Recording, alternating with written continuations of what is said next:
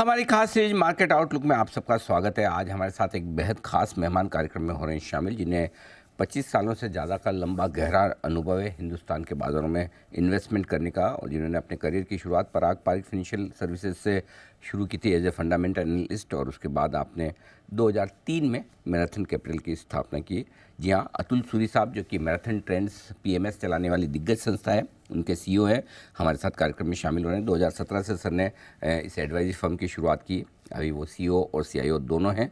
और ऑस्ट्रेलिया से आपने मास्टर्स किया है बैंकिंग और फिनेंस में यूनिवर्सिटी ऑफ टेक्नोलॉजी से, और साथ ही आपकी कॉमर्स में ग्रेजुएशन हुई है सिडनम कॉलेज मुंबई से। अतुल सर, बहुत बहुत स्वागत है, धन्यवाद हमें समय देने के लिए, और एकदम सही वक्त पे आपने हमें समय दिया है। इस वक्त बड़ा कन्फ्यूजन है, एक और बुरी खबरें हैं, मार्केट को बढ़ने नहीं देती, और दूसरी ओर बुरी खबरों के बावजूद मार्केट घटता नहीं है। तो लोग मतलब मन नहीं बना पा रहे हैं कि तेजी सोचे मंदी सोचे, क्या करें। बड़ा बड़ा कन्फ्यूजन वाला मामला है सर। बिल्कुल, आपने बहुत सही बताया क्योंकि देखिए कि दुनिया में इतनी चीज़ें नेगेटिव हैं। जैसे अब रशिया-यूक्रेन वॉर सबने सोचा 3 हफ्ते चलेगा, 3 महीने, अब ये 3 साल भी चलेगा और अब ऊपर से ये आ गया है इज़राइल और हमास का जो लेबनान के साथ इश्यू है। तो इस हिसाब से दुनिया में अनिल चीज़ें बहुत सारी हिलती रहती हैं, मूवमेंट होती रहती है अच्छी-बुरी और उन पे हमारा कोई कंट्रोल नहीं है, ना हमारा प्रेडिक्शन है। किसको पता था ये इज़राइल-हमास का इश्यू हो जाएगा। बट ज़रूरी बात क्या है कि हमें देखना है इसका इम्पैक्ट मार्केट पे क्या-क्या घटता है। तो मुझे ये लगता है कि इतनी सारी बैड न्यूज़ है, फिर भी आप देखेंगे कि मार्केट पर से नीचे नहीं जाना चाहता। आज भी 19,600 का इंडेक्स है, तो लाइफ टाइम हाई से कितना दूर है ये? 3 या 4%। तो इतनी सारी बैड न्यूज़ दुनिया में मतलब ग्लोबली 2 वॉर्स चल रही हैं ऑलमोस्ट और फिर भी आप देखेंगे कि मार्केट नीचे ऐसा कोई घट नहीं रहा है, घटना नहीं चाहता। मेरे हिसाब से कि जब बुरी न्यूज़ पे मार्केट घटता नहीं है, ये एक बहुत अच्छा एक टाइम होता है। इस टाइम में क्या होता है कि लोग पेसिमिस्टिक हो जाते हैं, मार्केट जो बोलते हैं एक ओवरसोल्ड हो जाता है। आज किसी को बोलो भई पैसा डालो, तो बोलते नहीं यार ये थोड़ा है ना ये इज़राइल और ये मामला सलटने दो। तो इस हिसाब से क्या होता है कि ये हम बोलते हैं कि ओवरसोल्ड मार्केट्स होते हैं, बट ये ओवरसोल्ड मार्केट्स मेरे हिसाब से अनिल एक इन्वेस्टर के लिए जिसका थोड़ा लाइफ होराइज़न हो, ये एक बहुत अच्छा रिस्क रिवॉर्ड देता है। बिकॉज़ हम जो गेम खेलते हैं उसका बेसिक थ्योरी क्या है कि हमें वो स्टॉक लेना है जहाँ जिसका रिस्क रिवॉर्ड हमारे फ़ेवर में हो। और रिस्क रिवॉर्ड तब हमारे फ़ेवर में होता है कि भई जब बैड न्यूज़ होती है, भाव टूटे होते हैं, सेंटिमेंट खराब होता है। मैं नहीं कहूँगा कि ये बेस है। और भी नीचे जा सकता है, 2-3% मार्केट करेक्ट हो सकता है। बट एक लॉन्ग टर्म इन्वेस्टर के लिए मैंने देखा है हर साल 2-3 ऐसे अवसर आते हैं जहाँ बहुत बैड न्यूज़ होती है, बट मार्केट आप देखिए तो ऐसा कुछ घट नहीं रहा है। मार्केट हमें ये कह रहा है हमें ऊपर जाना है, पैलेस्टाइन की इश्यू चल रहा है हमास इज़राइल के साथ। बॉन्ड यील्ड्स आप देखिए 5% कल हो गए थे। फेड भी कोई खास सपोर्ट नहीं कर रहा इक्विटी मार्केट्स को, वहाँ पे क्रूड भी बढ़ रहा है। इतनी सब बैड न्यूज़ है, सबको पता है, सबको मार्केट में पता है, फिर भी ऐसा नहीं है कि मार्केट टूट रहा है। अगर इनमें कुछ भी चीज़ पॉज़िटिव हो गई या कुछ भी जो सॉल्व हो गया इश्यू, तो मुझे लगता है कि ग्लोबल मार्केट्स इंडिया तो लाइफ टाइम हाई पे चल भी जाएगा बहुत जल्दी। तो मुझे लगता है कि as a investor risk reward बहुत अच्छा होता है और रिस्क रिवॉर्ड तभी अच्छा होता है जब मन नहीं करता, मन डरता है, जो रुकने का होता है। एब्सोल्यूट बॉटम कोई नहीं जानता, बट मैं ये जानता हूँ कि एज़ अ इन्वेस्टर ये एक अच्छा रिस्क रिवॉर्ड रेशियो का टाइम। आपने सही कही, जब मन ना हो खरीदने का और डर लगे, तभी आपको अच्छी प्राइसेस और अच्छे एंट्री लेवल मिलते हैं। और एक अच्छे मजबूत बाजार की आपने जो निशानी बताई, वो भी बड़ी काम की है हमारे दर्शकों के लिए, कि जब खराब खबर पर बाजार गिरने से इनकार करें, चिंताओं के बीच में भी कम गिरे या मजबूत बना रहें, वो आपके लिए बाजार की मजबूती का संकेत दिखाता है। अब जो चिंताएं हैं वो ज़्यादा ग्लोबल मार्केट्स की हैं। जिस तरह से अमेरिका के बॉन्ड यील्ड, डॉलर इंडेक्स मजबूत हो रहे हैं, वहाँ के बाजार कमज़ोर हो रहे हैं। क्या कहा जाए सर, लिमिटेड असर ही रहेगा, ये मान के चलना ठीक है, या फिर वहाँ से थोड़ी चीज़ें बदल सकती हैं, बिगड़ सकती हैं? ये बात सही है कि अनिल के 5 का बॉन्ड यील्ड जो आपने कल देखा था, कल रात काफ़ी एक ज़रूरी टाइम था कि आप देखेंगे कि सबको फेड फेड जो है बहुत ज उसका जो उसकी जो पॉलिसी है ग्लोबल मार्केट्स पे बहुत इफ़ेक्ट होता है। और कल जो फेड की पॉलिसी थी वो काफ़ी खराब थी, उससे यूएस मार्केट भी काफ़ी सेल ऑफ हो गया था। पर उसके बावजूद भी देखें कि इंडियन मार्केट्स है, काफी सारी दूसरी एशियन मार्केट्स है, यहाँ पे चूरा-चूर नहीं हुई। तो टू सम एक्सटेंट मुझे लगता है कि अब ये 5 पे रुकेंगी या सवा 5 पे रुकेंगी, वो कोई नहीं जानता। इनफैक्ट एंड में जभी भी ये होता है, वो एक यूफोरिक मूव होता है। क्रूड 93 पे टॉप आउट होगा कि 95 पे, वो भी मैं नहीं जानता। बट अगर हम एक स्पेसिफिक पॉइंट की नहीं सोचे अनिल, एज ए इन्वेस्टर हम क्या करते हैं, हम स्टैगर्ड इन्वेस्टमेंट करते हैं भले, और ये महीना इंपॉर्टेंट है कि कॉर्पोरेट नंबर्स भी हैं, तो मुझे लगता है ये अगला महीना एक बहुत अच्छा अपॉर्चुनिटी है इन्वेस्टर के लिए। एज आई सेड के ग्लोबली मुझे नहीं लगता बाजार बहुत टूटेगा, अनलेस अंटिल भाई ये वॉर हो गई और ईरान अंदर आ गया और वो सब, वो देखिए वो भगवान ही जानता है, वो कोई नहीं जानता, इंसान तो कोई इंसान नहीं जानता। बट अगर ये मोरलेस यहाँ पे कंटेन्ड रह गया, आई थिंक के कहीं ना कहीं थिंग्स विल रिजॉल्व। और थोड़ा भी अगर इस मार्केट में पॉजिटिव न्यूज आती है ना, ये मार्केट ग्लोबली मेरे हिसाब से रिकवर हो जाएगा। या फेड गवर्नर का इशू हो, या आपका बॉन्ड यील्ड्स का हो जाए, या क्रूड घट जाए, या डॉलर घट जाए, या पॉलिटिकली कुछ हो जाए, हर टाइम हर समय बुरी न्यूज तो आ नहीं सकती, कुछ भी अच्छी न्यूज तो आएगी। और अगर वो अच्छी न्यूज आए तो मार्केट उसको डिस्प्रपोर्शनेटली ऊपर की तरफ रिवॉर्ड रखेगा। इसलिए मैं कहता हूं कि रिस्क रिवॉर्ड फेवर में है।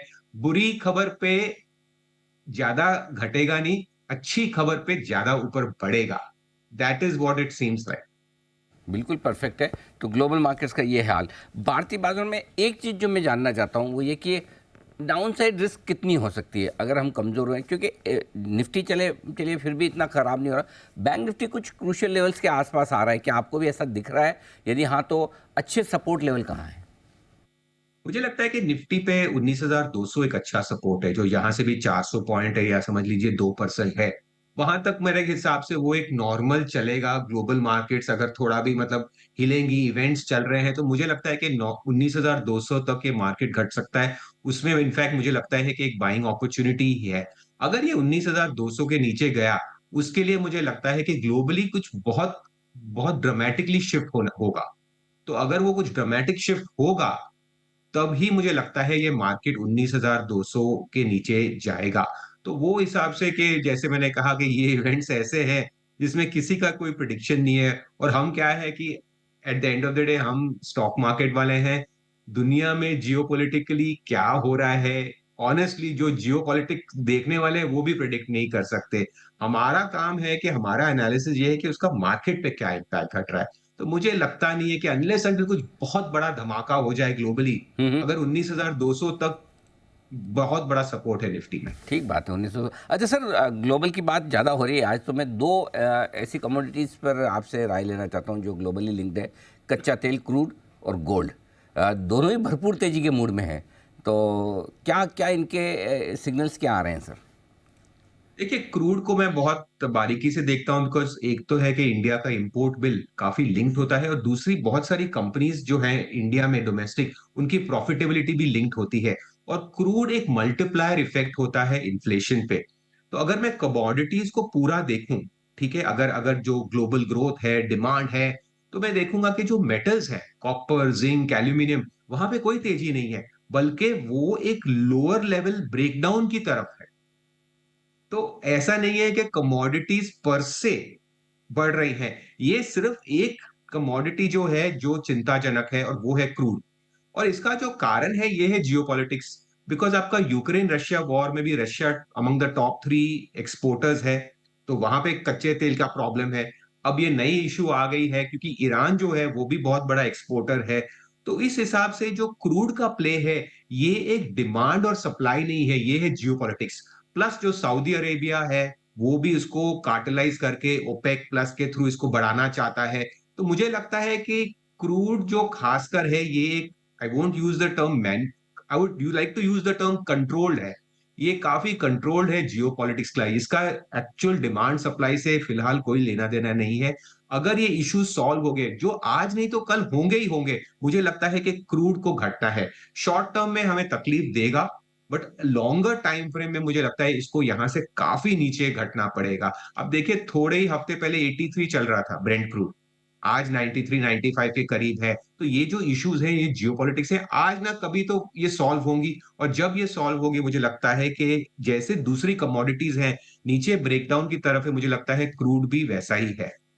सेकंड कमोडिटी आपने बात की गोल्ड की। अब गोल्ड क्या होता है कि इट बिकम्स जो एक एसेट है जहां पे आप कह सकते हैं कि जब क्राइसिस होती है ग्लोब में, तो लोग गोल्ड की तरफ बढ़ते हैं।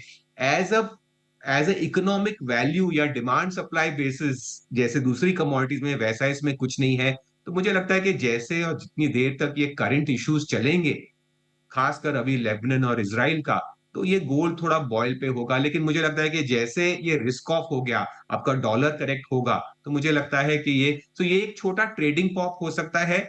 बट स्ट्रक्चरली मुझे लगता है कि क्रूड को बहुत नीचे यहां से जाना पड़ेगा, और जाएगा भी। क्वेश्चन है कि कब ये इश्यूज सॉल्व होंगे। और गोल्ड भी उसके ऑपोजिट बेसिस पे, it is more a risk of kind of play. देखते हैं कितनी देर चलता है, क्योंकि ये जो ग्लोबल इश्यूज है वो ना आप जानते हैं ना मैं जानता हूं, बल्कि कोई नहीं जानता। जो उसमें खिलाड़ी भी है वो भी, उन्हें भी पता है आगे क्या होगा। लेकिन हमारा काम है बाजार, और मेरे हिसाब से बाजार में रिस्क रिवॉर्ड रेशियो फेवरेबल में है। ओके। कहाँ बॉटम होगा, 19,200 होगा, अब होगा, कोई नहीं जानता। But hmm. As a investor ये डर का माहौल बहुत अच्छा टाइम होता है बिल्कुल। इन्वेस्टमेंट करने। तो खरीदने का वक्त है। अब सर सवाल ये है कि क्या खरीदा जाए। मुझे लगता है कि एक एक जो मैं सुन रहा हूँ चर्चा, बहुत लोग कह रहे हैं कि भाई स्मॉल और मिड कैप में बबल है। तो हमने थोड़ा उस पे काम किया अनिल, और हम रियलाइज करते हैं कि उसको आप ऐसी तरह नहीं देख सकते, क्योंकि स्मॉल और मिड कैप में हजारों कंपनियां होती हैं। लार्ज कैप में तो 100 ही होती हैं, लेकिन उसके नीचे जो होता है 150 कंपनी मिड कैप होती है, और फिर स्मॉल कैप होती है। हमने जब एनालिसिस किया और देखा कि कौन से सेक्टर्स चल रहे हैं, तो आप देखेंगे जो सेक्टर्स चल रहे हैं वो है इंफ्रा, कैपिटल गुड्स, इंजीनियरिंग। और अगर आप देखें तो ये जो कंपनीज हैं, इनका जो कंट्रीब्यूशन लार्ज कैप में है वो बहुत नेग्लिजिबल है। एक एलएनटी छोड़ के आप देखेंगे ये सब कंपनीज जो हैं ये ज्यादा से ज्यादा आपके स्मॉल और मिड कैप में है। दूसरा आप आईटी देखिए, बहुत बड़ा सेक्टर है। आईटी में भी देखिए लार्ज कैप आईटी के स्टॉक्स और small mid cap IT stocks, बहुत अलग रिजल्ट्स आ रहे हैं। स्मॉल कैप और मिड कैप आईटी में तो बहुत तेजी है, लार्ज कैप एक्चुअली है। तो जो सेक्टर्स चल रहे हैं उनका रिप्रेजेंटेशन लार्ज कैप इंडेक्स में कम है। तो इसीलिए आप देखेंगे कि जो मूवमेंट आ रही है वो स्मॉल और मिड कैप में आ रही है। ऐसा नहीं कि स्मॉल या मिड लोग ले रहे हैं। जो सेक्टर्स, जो थीम्स, जहां पे अर्निंग्स आ रहे हैं, जहां पे ट्रेंड्स हैं, उन सेक्टर्स का रिप्रेजेंटेशन स्मॉल और मिड कैप इंडेक्स में है। अगर आप लार्ज कैप इंडेक्स देखे आने, तो तीन ही पांच कंपनियां हैं मोटी मोटी, तीन सेक्टर हैं। प्राइवेट सेक्टर बैंक्स, उसमें आप देखिए एचडीएफसी और कोटक कुछ नहीं कर रहे। सेकेंड, आप लार्ज कैप आईटी देखें तो उसमें आप देखेंगे इन्फोसिस और टीसीएस का कुछ ज्यादा परफॉर्मेंस नहीं है, और रिलायंस सोया हुआ है करंटली। तो मोटी मोटी बात यह है कि अगर आपके ये बड़े पांच स्टॉक नहीं चलते तो आपका लार्ज कैप इंडेक्स कैसे चलेगा। तो वो इसीलिए सोया हुआ है। कभी ना कभी उसमें रैली आएगी। बट फिलहाल मुझे लगता है कि ये जो डोमेस्टिक फेसिंग सेक्टर्स हैं, जैसे जैसे हमारा केपिक्स साइकिल चेंज हो रहा है, हमें लग रहा है इनमें मेरे हिसाब से बहुत पैसा है। जैसे मैं दोस्तों को मजाक से बोलता हूँ कि जो सेक्टर और थीम्स चल रहे हैं, मुझे याद है ये 2003 और 4 में चले थे। और ये बहुत बार अपवर्ड सरप्राइज चलते हैं। और 3 to 5 की 2003 to 2008 की जो रैली थी, उसमें हमने देखा था कि ये काफी गुना बढ़ जाते हैं। ये हमें महंगे लगते हैं, बट अगर इनमें अर्निंग्स आती हैं, पॉजिटिव अर्निंग सरप्राइज रहती है, तो इनकी वैल्यूएशन अपने आप जस्टिफाई हो जाती है। ठीक बात है सर। तो ये है आपके लिए पूरा का पूरा परफेक्ट रुझान इस वक्त आता हुआ बाजार के लिए। अतुल सर, बहुत बहुत धन्यवाद आपका। आपने समय दिया और विस्तार से बाजार के डायरेक्शन के बारे में हमारे दर्शकों को राय भी दी।